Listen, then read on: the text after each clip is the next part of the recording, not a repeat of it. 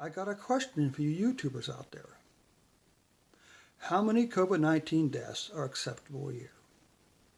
Before you answer, I just want to point out that we have approximately 80,000 deaths of diabetes a year, and yet there's no panic.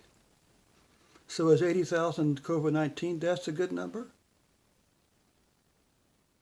That's, well, let's even go down a little further to make the math a little more simple. Let's say 52,000 COVID-19 deaths a year. That's 1,000 a month, or about 140 some a day. What's acceptable?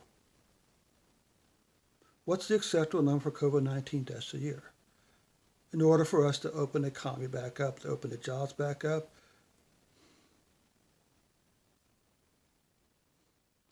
just something to think about. Good night.